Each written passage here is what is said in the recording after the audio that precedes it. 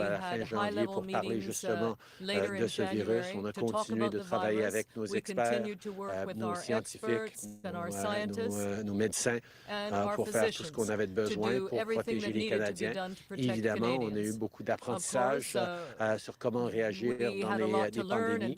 Mais ce qu'on a pu faire, c'est d'être là pour les Canadiens, pour les garder en sécurité. On a pu contrôler, malgré toutes les tragédies, assez bien l'éclosion du virus. Mais on doit continuer d'être vigilant, on doit continuer de porter des masques, continuer de garder nos distances, continuer de protéger ses êtres chers, ses proches, mais aussi les travailleurs de première ligne. On a du travail encore à faire pour se protéger. L'économie, on va continuer d'être là les uns pour les autres parce que c'est ce qu'on fait au Canada. Hi, my question is for Mr. Trudeau. Monsieur Trudeau, Ezra Cousineau de Radio-Canada Nord de l'Ontario. Toutefois, j'ai une question de mes collègues d'Ottawa.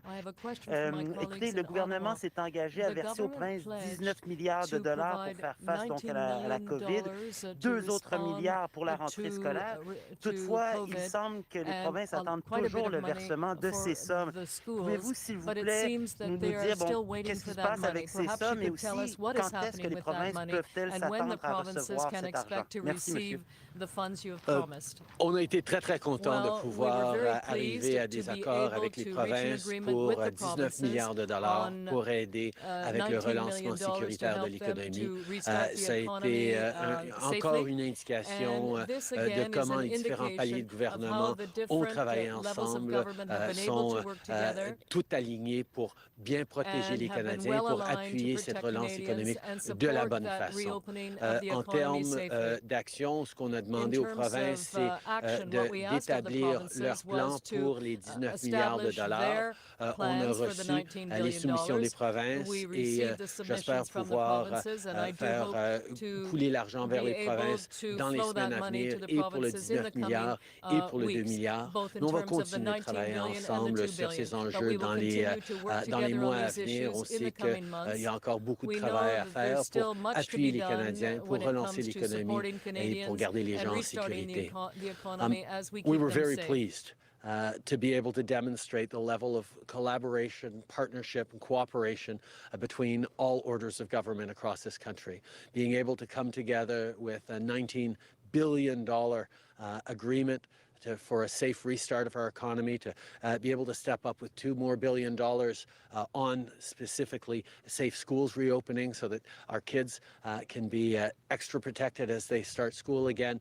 These were things that are important to all Canadians and something I was very pleased to work with the premiers on, particularly Premier Ford, who was very strong on both of those measures as we moved forward. We have worked out the agreements in details now, and the money should be flowing within the coming weeks.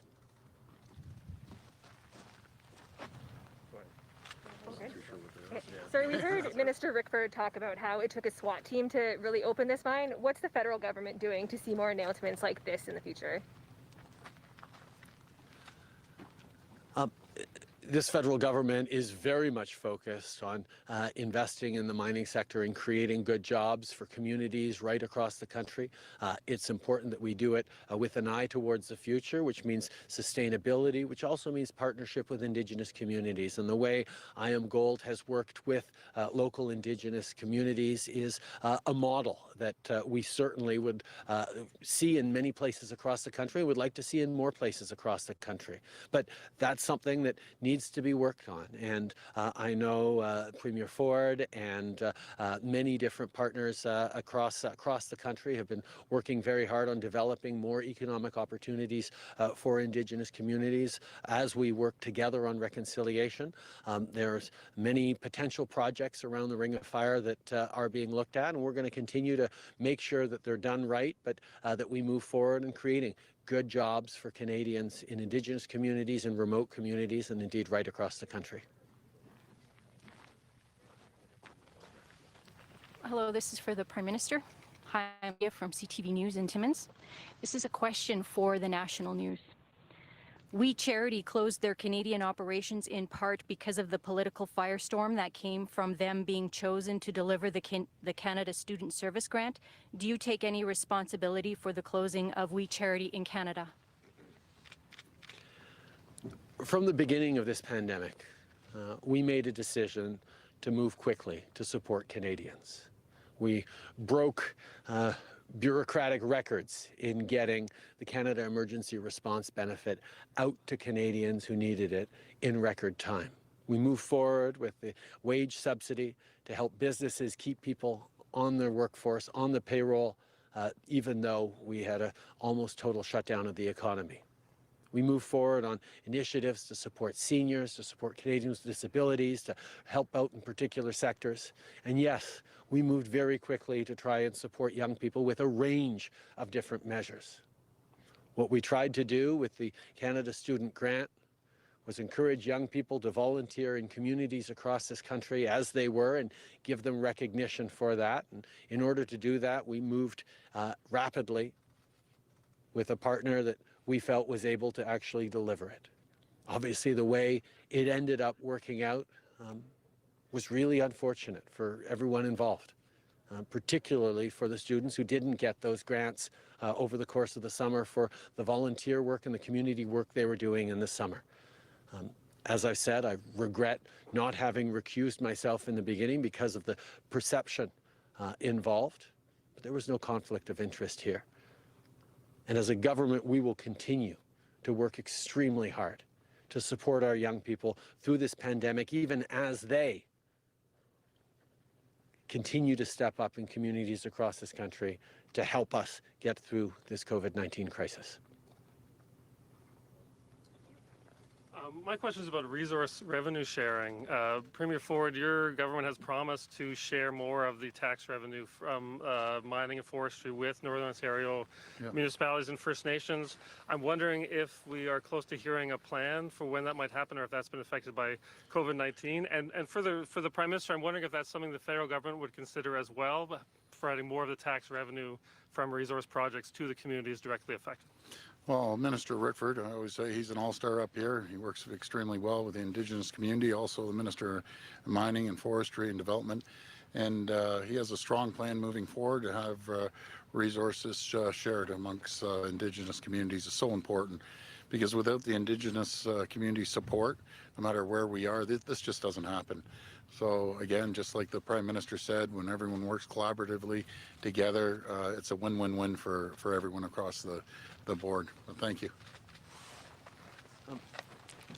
Natural resource revenues are strongly a provincial responsibility, and the federal government won't be telling them what to do with their revenue. But as Doug has clearly shown, and as we've seen, things work better when there are partnerships, meaningful partnerships with benefits that accrue to Indigenous peoples and local communities. And that is ultimately the way to move forward in the right way, both for sustainability, but also for reconciliation. And there's lots of different approaches on doing that, but the bottom line is people need to be included and feel part of the process as we move forward, and that's something that the federal government will always be there as a partner to encourage. Oui, bien sûr. C'est important de respecter les compétences des provinces en termes de matière de revenus de ressources naturelles, mais comme le Premier ministre l'a souligné, c'est important que les communautés autochtones sentent les bénéfices du travail qui se fait sur leur territoire, de créer des partenariats où il y a des bénéfices pour tout le monde. C'est la seule façon d'avancer avec des grands projets comme ceux-ci dans les années 2020. Donc, nous allons devoir travailler encore plus main dans la main avec les communautés autochtones sur des projets de ressources naturelles. Et le gouvernement fédéral sera toujours là pour aider avec cette réconciliation, aider avec ces partenariats. This is a question for the Premier. So today your government announced that there will be tracking for COVID cases in schools. Now, you've also said before that parents play a very important role in screening children for signs of COVID. Yep. Will your government be legislating any job protections or wage replacements for parents who may have to stay at home for quite lengthy periods of time if their children are showing some signs, some symptoms of COVID? Well, we're always there to support the people, no matter if it's parents that have to stay at home. And I've always said we're going to be transparent. It's online right now, so it's up and running. But not only for schools, but for childcare as well. And we'll do whatever it takes to support parents. It's not their fault that they have to stay at home and take care of a sick child. So we'll be there and support them, and we'll be working with our Minister of Finance and other ministries to make sure, Minister of Education, to make sure that they're supported. Sorry, just to double check, you're open to the possibility of We're always open to the possibility of supporting families that are in need, as the federal government has shown, as the provincial government. We've spent over $30 billion supporting companies and people right across this province, and we're grateful once again for the support the federal government has shown supporting ourselves, especially in municipalities and transit, a wide range of different items when they came to the massive package, and we're grateful for that. So we're always open to making sure that we support the people, keep them back on their feet, and we'll get over this, and everyone will prosper and grow. The question, I guess, is for both of you. Yesterday, you announced big investments for mental health, and the Yes. people of that working that field are happy about that. Yes. Yet, the French people in Ontario and the people who work in that area kind of say that even that money won't help them give more, service in French. And I understand that there's COVID-19 and bilingualism might not be like the priority right now, but regarding mental health, I mean, if you don't speak English or badly, a bit like me, I guess it's hard to express a mental distress in another language. So I just want to know: are you going to handle this issue? And also, Mr. Trudeau, as the Prime Minister of Canada, can you be a champion, for like all the French Canadians all over the different provinces, mostly here in Ontario, because we need help in French with mental health? First of all, I couldn't ask for a better Minister of Francophone Affairs than Caroline Mulroney. She has done so much work for the Francophone community here in Ontario, and we'll support the Francophone community as we have, along with the rest of the communities. Our province is made up of people around the world, and obviously the Francophone community and has been here from day one, and I'll always support them. They have a large community here in the north, and we're there to support them any way we can, and we're going to continue supporting them. But going back to mental health, again, there's no two governments in the history of this country, the federal government and the provincial government, that have ever put more money into mental health and addiction. I always add addiction, so important, to a tune of $3.8 billion. Those are staggering figures. The province put in $1.9 billion. The federal government matched it. So there's a tremendous amount of funding out there, a tremendous amount of programs, and it's absolutely critical. Even before the pandemic, it's critical. And we're the first government in Ontario ever to have a Minister of Mental Health and Addiction. So we take this very seriously, and we'll always support the people that need our help. And it was a great announcement of $14.5 million here in Sudbury. So there's a lot of programs going around, and Minister Tabolo has been doing a great job as our Minister of Mental Health and Addiction. Thank you, sir. In terms of mental health, when we got elected in 2015 as a government, we put forward record $5 billion specifically for mental health services across the provinces, and provinces have shown tremendous leadership in stepping up. But we know there is more to do, and we will continue to work with them on responding to the very real challenges that this COVID crisis has brought, layered on to the addictions challenges around the opioid crisis, and so many different aspects of mental health that we need to continue to work on as a country in supporting people and fighting. And in regards to Francophone Canadians, whether they're in minority situations across the country or in Quebec, we will always be there to defend the French language. Je pense que c'est important de reconnaître qu'on est un gouvernement qui, dès le début en 2015, a investi, a donné de l'argent aux provinces pour la santé mentale et les provinces à travers le pays sont en train d'investir pour répondre aux besoins criants en termes de santé mentale. On va continuer de travailler avec eux. C'est un enjeu avec la COVID, c'est un enjeu avec la crise des opioïdes, c'est un enjeu qui de plus en plus frappe les gens, les communautés, et on sera toujours là pour répondre. Par rapport aux Français, oui, évidemment, on sera toujours là. On a toujours été le parti qui défendait les minorités linguistiques à travers le pays. Nous allons toujours être là pour défendre le français au Canada, à travers les provinces, mais aussi on va être là pour défendre le français au Québec. On a un rôle à jouer et on va tous faire partie de ce défi-là pour préserver notre belle langue française. Par rapport à la COVID-19,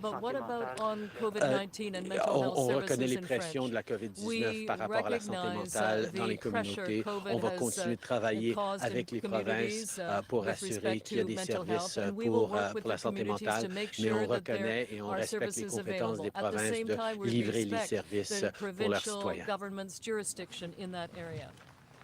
I have a question for Premier Ford. Lydia from CTV News.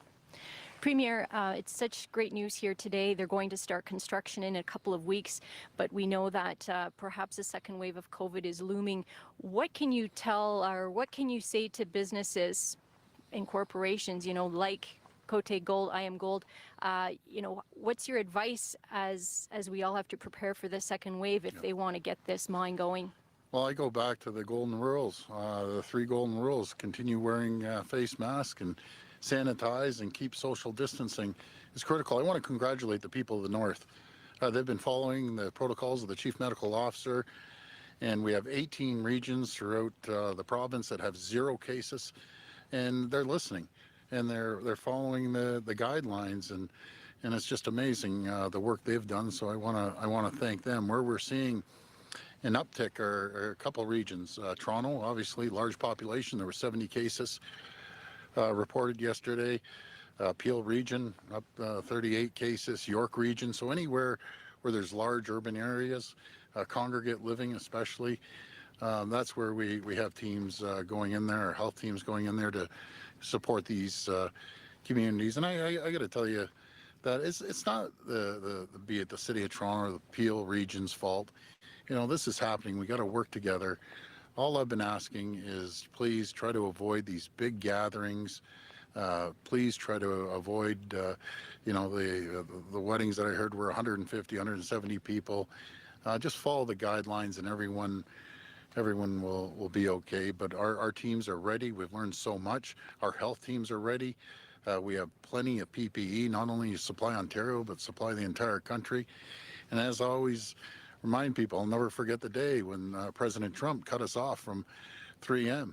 And I said, never again, as long as I'm Premier, will we ever have to rely on a foreign government, foreign country for our PPEs. And I'm glad to say now that we're self-sufficient. With the support of the Prime Minister, we opened a great plant in Brockville, 3M. They're going to be pumping out millions of N95 masks. We have dozens of companies making these surgical masks. I have. Roots Canada switched over from their line. They're making surgical gowns. We have dozens of companies making face shields, hand sanitizer. So they're doing an incredible job. We put into the education system 37 million PPE items, and that's pretty incredible. So I just want to thank the manufacturers that have stood up when we called out for help. There's nothing we can't produce here in Ontario or Canada with the ingenuity and technology and just the manpower. Everyone just pulled together. It's such an amazing feeling. So I just want to thank everyone. Everyone's doing a great job. Thank you. Thank you all. All good. Thank you. Doug, you have Merci beaucoup.